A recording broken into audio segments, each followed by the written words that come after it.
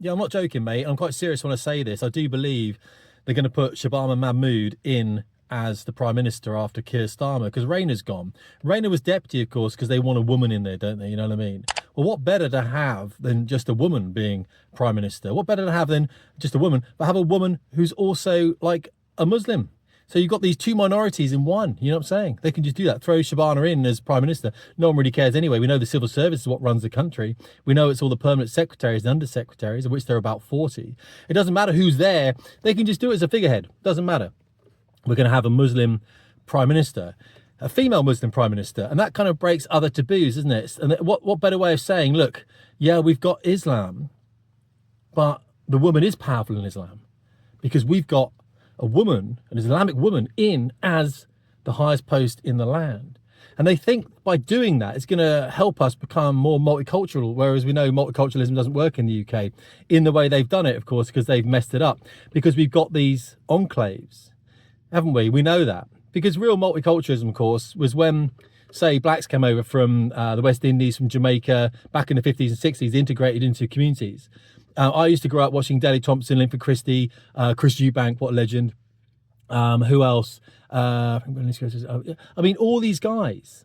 I mean, who else was doing that? Was Daley Thompson, wasn't it? Frank Bruno, Linford Christie, yeah, Chris Eubank, Tessa Sanderson. Remember these athletes we used to grow up on back in the 70s and 80s? We just thought they were as English as you and I. Now, of course, ethnically, they're not English, but of course, you're gonna. I mean, Chris Eubank's more English than me, mate, isn't he? Let's be honest. Well, that's because I'm half Welsh, but you know what I mean. He is an English gentleman. So, of course, we bestow like honorary Englishness on these legends of sport. You know, this is the Daley Thompson. I was infatuated with that man, literally in an unhealthy way when he was doing, you know, decathlon and stuff like this. You know what I mean? It was.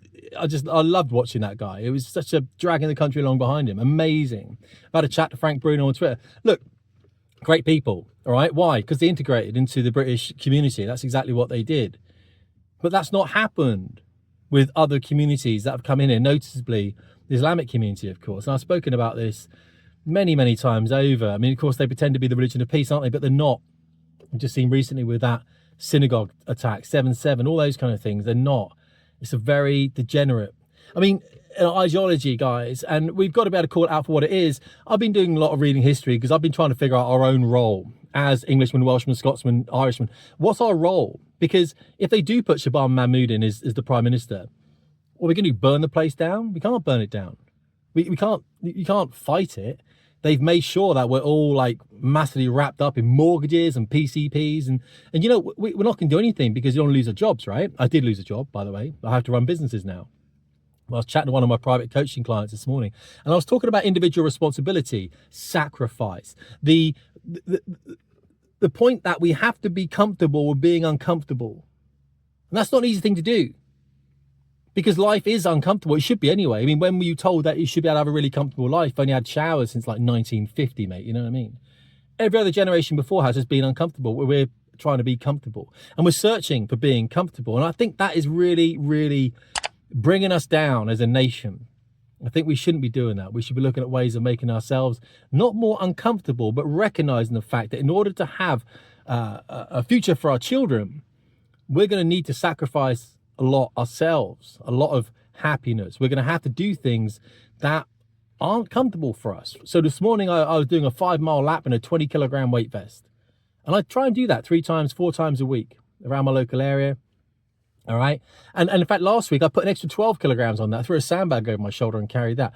For me, it's referencing the carrying of a burden. Does that make sense?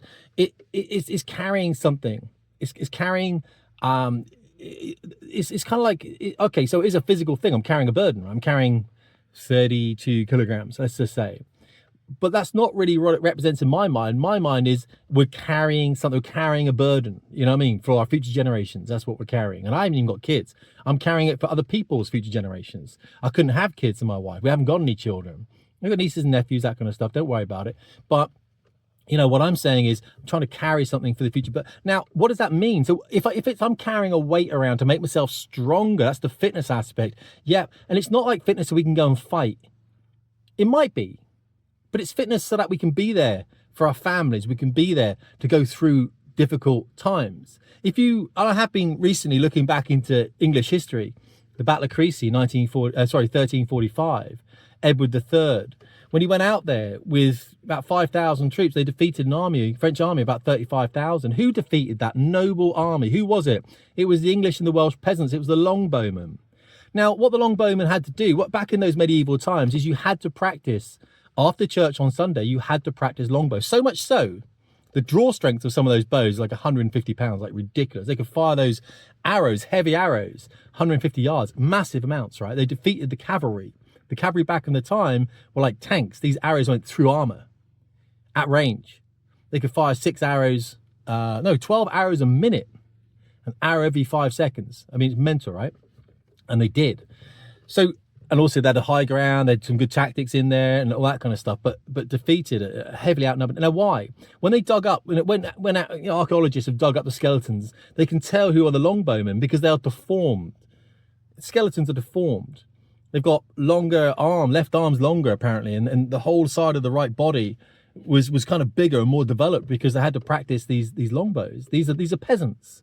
And it was the first time in history that the peasants pretty much went up against the nobles and they killed knights. Normally what would happen is you'd seize a knight and you ransom the knight, and the knight knew that. But the peasants didn't. The peasants went and just stabbed all the knights, stabbed all the French nobility and killed them and battered them. And that was unheard of back then. And I understand that, and I'm not advocating for violence or anything like that, but I'm saying that what do we have as Englishmen, Welshmen, Scotsmen, Irishmen? What do we have that we can do that the government can't change? And I think it's our resolve. I think it's the training that we're doing. I think it's who we are, the communities we've made, the fact that we're not going to tolerate Islam in the UK. We're not going to tolerate it, mate. You see, the thing is, multiculturalism works. I know this because I know people that live in very multicultural countries, but it works. And the reason it works is because they have a very authoritarian, I mean, what's it like Singapore, Israel has a higher level of diversity than we do in the UK, mate. They have more Arabs per capita in Israel, 20%. We've got about 18%. So, people will have a go about Israel, whatever. It's like, hang on a second, they've got 20% Arabs. So, what is it? It relies on a very stiff hand from governance. And we don't have that because we're very liberal, of course. I'm just speaking out of turn here from what I know in my brain. And my brain isn't, that clever or nothing. So hit the comments, you know what I'm saying? So this is my problem that I've got, is I think they're trying to put Shabana Mahmood as the foreign secretary. They're saying, look what a hard woman she is. Look how good she is, stamping down all these protests. She's anti-Palestinian protests and all that kind of stuff. And then they're going to put her into government as a PM.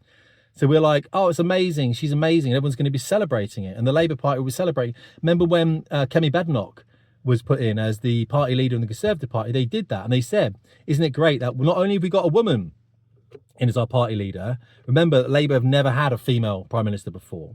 We, Conservatives, I think because I'm a Conservative man, well, not Conservative, I'm Conservative with a very small c, not current Conservatives, my God, absolutely not.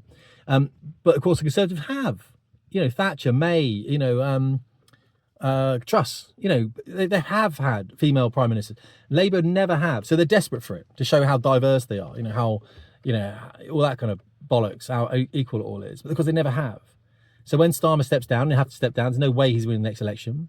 They're going to put Shabana Mahmood in. I would have thought it'd be John Healey, someone like that. I think John, as the defence secretary, I think he's a pretty good dude. I think they're going to put in Mahmood so they can really celebrate it, because that's what the Conservatives did with Kemi Badenoch.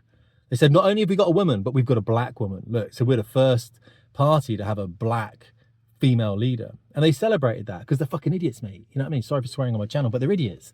To them, they think that's going to connect them with the voter. And it does for the idiot voters that don't pay any attention like we do on channels like this.